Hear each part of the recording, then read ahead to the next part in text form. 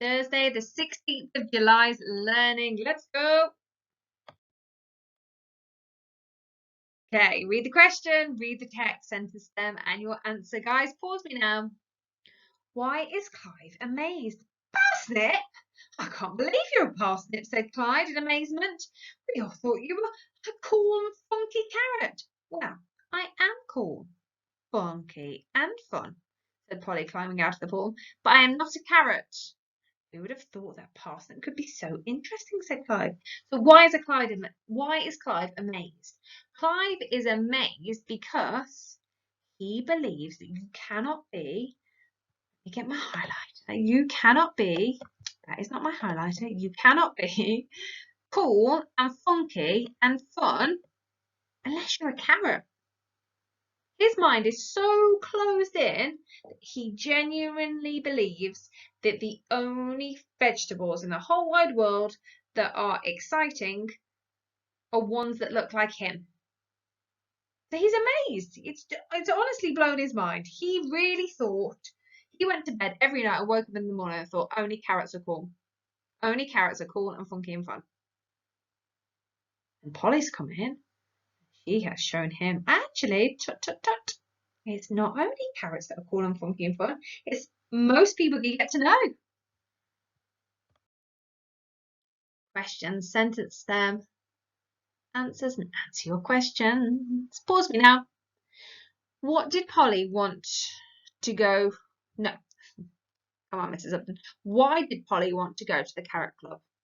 And how do all of the other carrots feel and why? That's right, said Polly. I am interesting. And so are all these other veggies. You've never even tried to get to know any of us. We're sorry, said the carrots, hanging their heads in shame. We would love to get to know you all better. Tomorrow night you are all invited to Carrot Club. So why did Polly want to go to Carrot Club? I think Polly wanted to go to Carrot Club because she wanted to show them that all veggies are cool, because she says. That's right, said Polly. I am interested, and so are all these other veggies, but you never even tried to get to know any of us. So she showed them if they got to know somebody different, they'd really like them, and they really liked Polly. She was a super cool lady, and so they loved her. So it made them start to think, oh, actually, maybe we have got this a little bit wrong. And how do all of the other carrots feel? How do you know this? I think they feel embarrassed, ashamed, sad. How do we know this? They say, we're sorry. And what do? They hang their heads in shame. They're ashamed of themselves. So, questions, read your extracts, and stems and answers. Pause me now.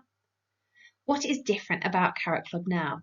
The next night, all the veggies arrive to find a surprise on the door. Maybe you are as cool as carrots after all, said Clive with a wink. So all the veggies had fun together at the new club, and rumour had it they even invited the odd piece of fruit to come along as well. So what is different about Carrot Club now? What's different? What's on the door? They've got rid of Carrot Club and it's Veggie Club. So all of the veggies had fun together at the new club, and they let fruit in too. Of course they do. Everybody's welcome and everybody's cool if you get to know them. Well, you look really deep, so nothing.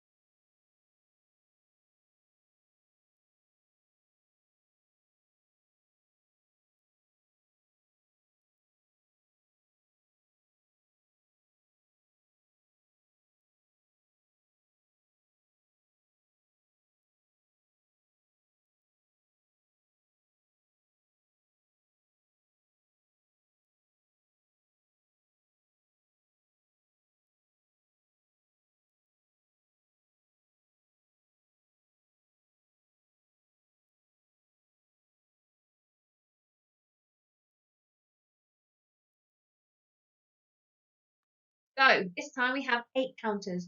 Share the counters equally into 4 groups. So draw your groups onto your paper and then share each of the 8 counters out and cross out each counter as you're sharing it. And then complete the sentences. This many counters are shared equally between this many groups. There are this many counters in each group. And then see what is 1/4 of 8. So you might want to draw your 8 out, or you've got them at the top there. What is 1/4 of them? And then how did you work it out? Pause me now. So you can see here the 8 counters into 4 groups. It shows you 2 in each group. So the sentences, 8 counters are shared equally between 4 groups, and there are 2 counters in each group. And so then one of that 4, so 1/4 of 8 gives you 2. Question number 2, there are 12 pencils. Draw them out. Draw your pencil pots, so share them equally between 4 pencil pots, and each time you put a pencil in a pencil pot, cross it out. Put a pencil in a pencil pot, cross it out. And remember to be fair, you don't want any of the pencil pots crying. No tears, thank you. Don't like to make people sad. What is 1/4 of 12? So how many do you have in one of those pots? 1 out of the 4 pots. You've shared the 12 out. How many in one of those pots? Tom and Dora are walking along a path, and by midday, Dora has walked halfway. Tom has walked 1/4 of the way. Draw an arrow to show where Dora is, and draw an arrow to show where Tom is. Oh, this is your art skills as well. So you're going to sit with this screen, and first of all, you're going to draw that setting. So think about the trees, think about what type of trees there are, how many there are, what trees they're next to, so you get a really good idea of what that road looks like. So that's your first job. When you've done that, you've got to show where Dora is on the path, so you can draw her. You can draw, it says draw an arrow. Draw Dora. So by midday, Dora has walked halfway there. Tom has walked 1/4 of the way there. Okay, draw them on the path. Pause me now. So your 12 pencils shared in the pots, but they've crossed them out as well as they're doing it. They're like us, they've got good skills. And you can see that there are 3 pencils in each pot, so 1/4 of 12 gives you 3. And you can see halfway, Dora is halfway there, so halfway on the path in front of this 3rd fir tree, you've got Dora, and then Tom only walked 1/4 of the way, so in between the 1st tree and the 3rd tree, there he is. Did you pop them in the right place? I would be interested to see your Doras and your Thomases. Just Tom, not Tom. So use the bar models to help you work out a quarter. So work out 1/4 of 20. Draw the bar model as you see it. Get your 20 and share them out between the 4 groups. And then find out how many is in 1 out of the 4. So 1/4 of 20 is. And then work out 1/4 of 16. So I want you to draw the bar model again, put your 16 at the top, and then share out your 16 equally between your 4 groups, and then find out what 1/4 of 16 equals, and then show that 1/4 of 24 is 6. So draw out that array, make sure that you have got it neat and accurate. It's really important with arrays that they're all balanced on top of each other in beautiful lines, isn't it? And then show that 1/4 of 24 is 6. How are you going to divide that up? Pause me now. So have a little look here. Have a little check of your answers. Have you got them correct? Have you gone wrong anywhere? Where have you gone wrong? How can you make the correction? Pause me now. So who is this? We don't know who this is, but he is saying, or she is saying, I can find a quarter by halving a number and halving again. Use this method to find a quarter of 12. So you've got 12 buttons there. I can find a quarter by halving a number, so find half of 12, and then halve that number again. So there's your buttons, find half it again, to find a quarter of 12. A quarter of 12 equals, and then complete this table. So you need to draw this out. If you're doing this and you don't have the worksheet, you're going to draw yourself a beautiful table. So your numbers are going down the left-hand side, and then find what half of the number is, and then find what a quarter of that number is. And do the same for 20 and the same for 24. And then 1/4 of a number is 7. So you've got there's your quarters, because there's 4 groups, because the bottom number is 4, and I'm doing my hands again. I look like a crazy lady. So there's 4 groups, and then 1/4. So in each one of those quarters, there are 7. So you need to fill in the missing amounts in the other 3/4. How many are there altogether? And the number is what? Pause me now. Have a little check. Have you got it right? Are there any inconsistencies anyway? Can you go back and work backwards and figure out where your answers just went a little bit wrong? Pause me now. Ooh, the wizard's spells are not working. This is because he's forgotten to use commas in a list. What a wally. How many commas are missing? So remember, if we're doing a list, if we have more than 2 things and we aren't just using and, we need to use a comma in a list. So something, something, and always goes before the last something. So if there's only 2 things in the list, you need your and before your last something. If there's 3 things, you need your and before your third thing. So you've got to go through and have a little look. Let's see. So toad, comma, worm, comma. Do I need a comma here before and that? No, I don't, do I? Turn this child into a rat. So I want you to be thinking about where those commas need to go, and then you get a count of how many commas you've added to it. So it might be Mrs. Statham might decide what is a reasonable amount for you to write out. Maybe at least one sentence written out beautifully. If you're at home, at least one sentence. Pick your favorite sentence and use this as an opportunity for your presentation skills and getting those commas in the right place. As long as you can tell us and talk to us about where those commas go, then I'm happy for one sentence. Or Mrs. Statham can make her own decision if she thinks, you know what, just talking about it. So it's up to you. Up to you guys, obviously. Pause me now. You can see here where we've got them, so that in each sentence they've got 3 things in each sentence, haven't they? Toad, worm, frog and bat. Turn this child into a rat. Snake, flower, leaf and toe. Turn this teacher into a crow. Hair, nail, mud and a wish. Turn your friend into a fish. Lizard, beetle, cat and newt. Turn this house into a boot. There are 8 commas in the list. Did you get it? How many expanded noun phrases can you find in the story? Now remember, an expanded noun phrase is where we've got a noun. What's a noun again? Just tell me. A noun is a person, a place, or a thing. What's a noun? It's a person, a place, or a thing. What's a noun? It's a person, a place, or a thing. And I hope when you're doing person, you're pointing to yourself with 2 thumbs. When you're pointing to the place, you're pointing down with 2 fingers towards the floor that you're standing on. And when you're saying the thing, that you're holding your hands outstretched, pretending to be touching something, is a thing that you can touch. So, expanded noun phrases describe that noun. There once lived 2, they're ghosts. Here's our noun. Here are 2 adjectives that describe our noun. Terribly be better. Terrible, terrifying ghosts. That's our first noun phrase.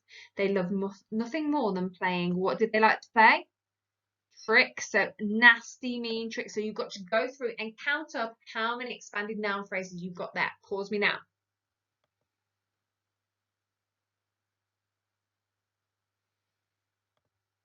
So there are 5 expanded noun phrases.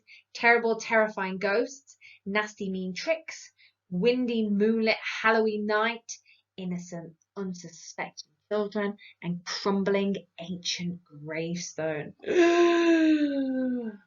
There once lived 2 terrible, terrifying ghosts. They loved nothing more than playing nasty, mean tricks on people. One windy, moonlit Halloween night, the ghosts decided to play the ultimate trick on some innocent, unsuspecting children. They hid behind a crumbling ancient gravestone, and when the children walked past, they jumped out and shouted, "Boo!"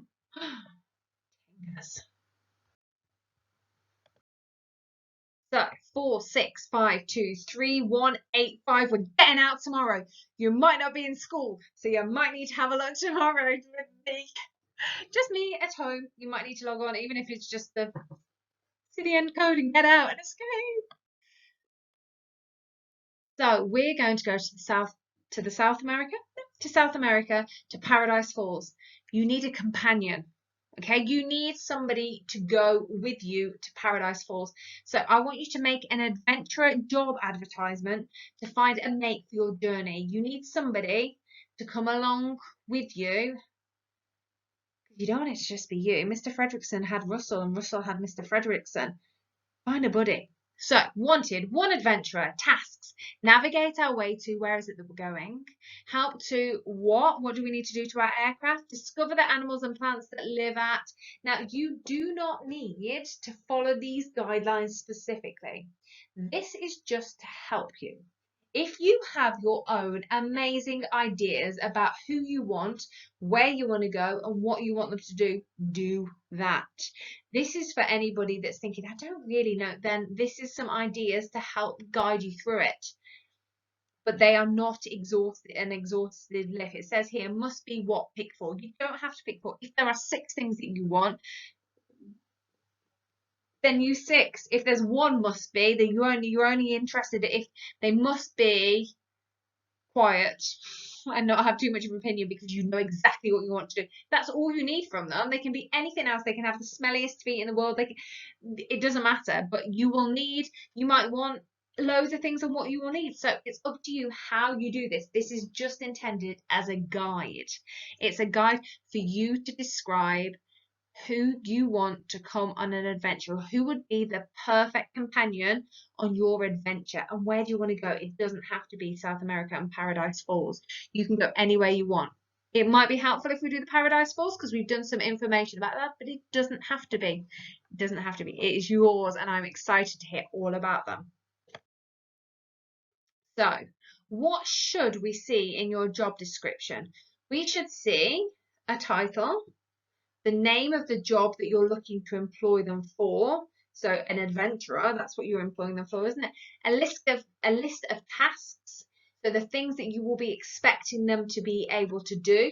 So you might need them to read a compass, you might need them to be able to navigate a map, you might need them to be a pilot. Maybe you're going to be the pilot and you need them to be a parachuter because it's going to be their job to land and set up base. You might need them to be a base maker. So there's loads of different things. The qualities that you want. What do you need? So think about the dinner lady advertisement and the things that were important for the dinner lady. What do we need? Kit the list that you'll need. Now that can be the one that we've created at the beginning of the week. And then your name and your address. We practiced your address when you were at home at the beginning, didn't we, if you're doing home learning? So you might be able to use that. And if you don't, you can do your name at our school and the address of our school. And then you can do little subheadings for things like lists of tasks, lists of the qualities you need to have, lists of the kit that you need to prepare. So you can do your own little subheadings as well.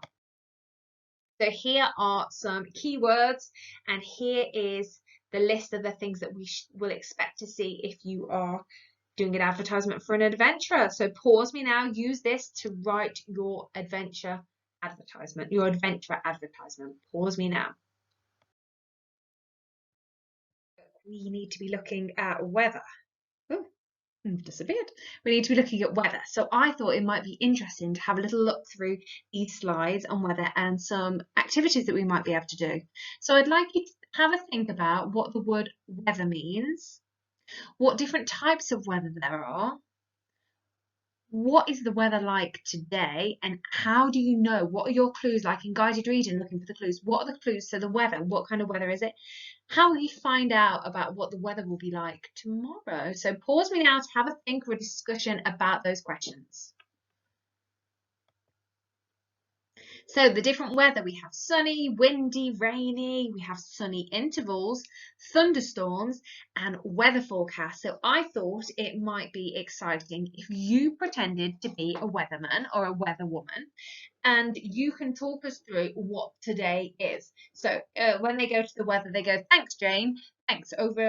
Thanks for handing over to me there, Jane. Now, I'd like to talk to you about the weather. So today we can see that it's a very sunny day, and we know that it's a very sunny day because the sky is blue, there are no clouds in sight, and it's very warm. The temperature is high today. So I want you to go through, so decide what kind of day you're going to be reporting on. You could pretend to be in a blizzard. It could be the coldest, most wintry day you've ever experienced. It doesn't actually have to be what day it is today. And you're going to do a presentation as the weatherman or the weatherwoman. in the studio being handed over by Jane or whoever you want. I want you to do some reenactments of what it would be like to be a weather person, please. I've just had a mare. I don't know if you've got what I've just done or whether it's been re-recorded over. I don't know, but I've tried to highlight and click and it hasn't worked. So I'm going to start. I don't know. So if we start with branches snapping in the wind, which one of these looks like it is the picture for that would make a branch snap in the wind? Rain, really heavy rain might. Wind, snow, really heavy snow might as well. Sunny and cloudy. But let's have a look at these other pictures and see about these. So pause me now, because I might not have told you to do this already. Pause me now and have a look which three matches. So you need one from the top, one for the middle, one for the bottom. How are you going to match them up? Pause on that. Pause me now. Ah, I'm going to mare on this slide, go. So you could be saying, well, rain could snap the branch. You're right, and snow could. But which one of these top pictures, if we pick snow, which one do you think it's going to be? It's going to be this one, isn't it? And this one goes with the snow. Which image do you think at the bottom represents the snow? And if you're not sure, work backwards. Which one do you know for sure? We know that's fog, don't we, for sure? F-O-G, fog. Which one do you think is going to be snow? Which one looks like it's like this one, I reckon. Yeah, all greens, all the greens. So then the rain, we said rain could have broke the branches. Is it going to be pink? No. No. Which picture at the top is going to go with the rain? Is it going to be the car fog lights, the sun cream, or the umbrella, of course? And then which one of these at the bottom? Which one at the bottom? It's the center one, isn't it? So which one of these has made the tree branches snap? Windy, sunny and cloudy, or fog? Wind, yes. Shall we have a look? Which one do you think is the wind on the bottom here? Well, this one says fog, doesn't it? This one on the far left-hand side, what's that going to be? You can see the little sun behind the cloud. This one is the wind symbol, so they're all our pinks. So then let's go to the car fog lights. Which picture shows fog? Yeah, it's a misty, magical cloud, isn't it? A fog-like cloud. And then this one says fog, that's easy. And then the last three, let's check we've done it right. Our sun cream, when it's a sunny and cloudy day, and there you can see the sun behind the cloud. Good job, guys. Now, how might we measure the weather? That's a question for us, isn't it? How might we measure the weather? That's a tongue twister. So in the pack, on the Monday pack, I have put together some little ideas for creating your own weather measuring devices. Now, if you're in school, I'm not sure what you can and cannot access.